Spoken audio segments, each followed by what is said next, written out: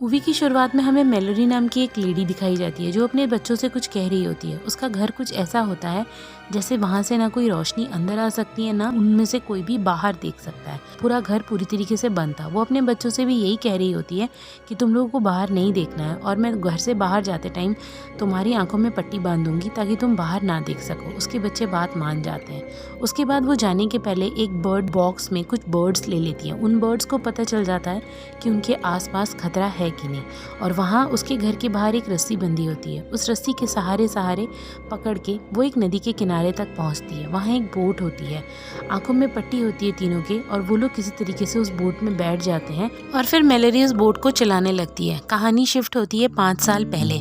5 साल पहले जब मेलोडी प्रेग्नेंट थी, उसका बेबी आने वाला था। वो एक आर्टिस्ट थी, इसलिए वो घर से बाहर भी कम निकलती थी। अब वहाँ पे उसकी बेस्ट फ्रेंड आती है मेलोडी की और बोलती है न्यूज़ चैनल देखो आसपास के मुल्कों में क्या हो रहा है। मेलोडी न्यूज़ देखती है तो उसे पता चलता है कि एक वायरस फैला हुआ है जिसको देखने के बाद और इन्फेक्ट होने के बाद लोग खुद ब खुद अपनी जान दे रहे हैं, सुसाइड कर रहे हैं अपने आप को अलग अलग तरीके से हर्ट करने के बाद। मेलोडी ज़्यादा ध्यान नहीं देती इस बात पे। उसके बाद अगले सीन में मेलोडी अपनी बेस्ट फ्रेंड के साथ डॉक्टर के पास जाती है। डॉक्टर बताते हैं कि बेबी कुछ ही दिनों में आ जाएगा और बेबी हेल्दी है। मेलोडी और उसकी बेस्ट फ्रेंड काफ़ी खुश होते हैं। उसके बाद मेलोडी जब वापस आने लगती है तो वो देखती है कि उसी हॉस्पिटल में कांच में एक लड़की अपना सर पटक पटक के खुद को मार रही है। इसका मतलब मेलोडी को समझ में आ जाता है कि वहाँ के लोग भी अब उस वायरस से इन्फेक्ट होने लगे हैं। मेलोडी और उसकी बेस्ट फ्रेंड जल्दी से उस कार में बैठते हैं ताकि घर पहुँच सकें, लेकिन अचानक से मेलोडी की जो बेस्ट फ्रेंड होती है उसकी आंखों का कलर चेंज होने लगता है।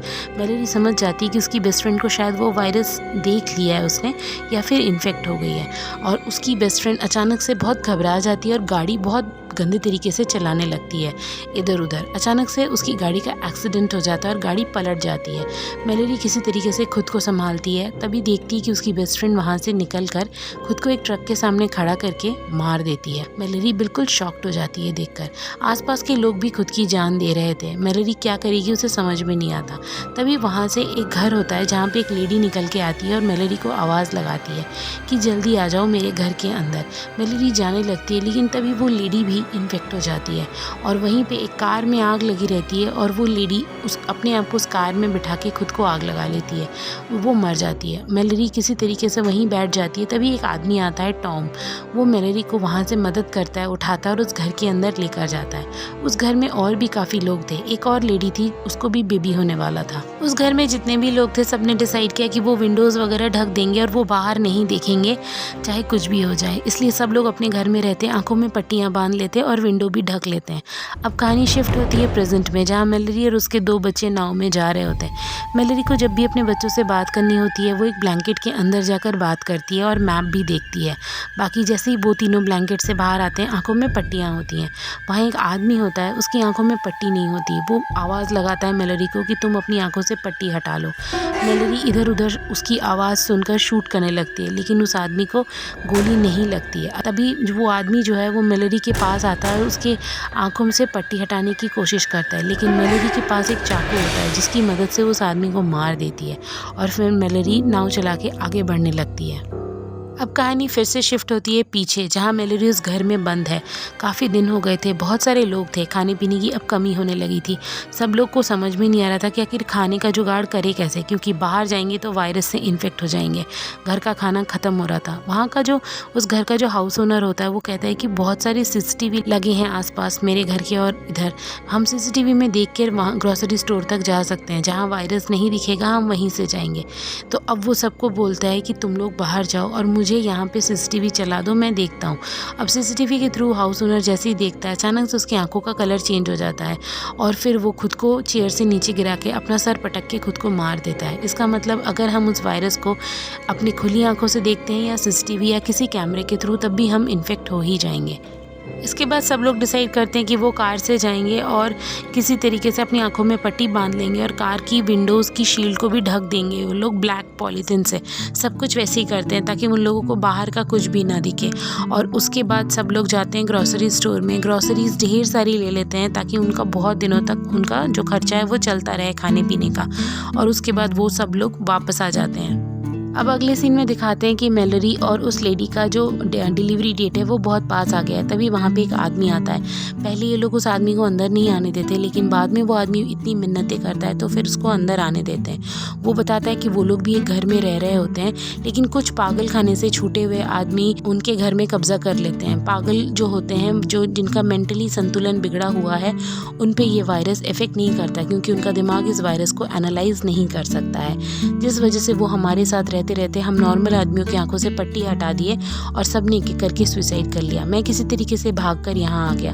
वो आदमी रोने लगता है और तभी थोड़ी देर बाद मैलोरी और उस लेडी को लेबर पेन स्टार्ट हो जाता है। ये लोग उस दोनों को ऊपर लेकर जाते हैं ताकि बेबी आ सके, और ये आदमी नीचे रह जाता है। जैसे ये आदमी देखता है कि सब लोग ऊपर चले गए, वो अकेला है, तो थोड़ा अजीब बिहेव करता है। थोड़ी देर बाद हमें ये समझ में आ जाता है कि ये आदमी भी पागल खाने से छूटा हुआ है। वो धीरे धीरे खिड़कियों पे जितने भी शील्ड लगे हुए हैं उनको हटाने लगता है ताकि अंदर के लोग बाहर देख सके और वायरस से इन्फेक्ट हो जाए। और फिर वो ऊपर जाता है। जब तक वो ऊपर जाता है तब तक मैलोरी ने बेबी डिलीवर कर दिया था। उसको एक बेबी बॉय होता है, उस लेडी को एक बेबी गर्ल। और तभी वो वहाँ पे मौका देखकर विंडो से सारी शील्ड्स हटाने लगता है। एक बूढ़ी औरत उस बूढ़े आदमी को रोकती भी है, लेकिन तब तक वो बूढ़ा आदमी उस बूढ़ी औरत की आंखें खोल देता है और वो जो बूढ़ी औरत है वो वायरस को देख लेती है और खुद को मार देती है। एक और लेडी ने, जिसने बेबी गर्ल डिलीवर किया था, वो भी उस वायरस को देखती है और खुद की जान ले लेती है। अब जैसे ही वो आदमी मैलोरी को फोर्स करता है वायरस देखने के लिए, तभी टॉम आके मैलोरी को बचा लेता है। उस आदमी को टॉम मार देता है और उसके बाद जो सीन दिखाया जाता है उसमें टॉम, मैलोरी और वो दोनों बच्चे ही रह जाते हैं। इसी तरीके से 5 साल बीत जाते हैं।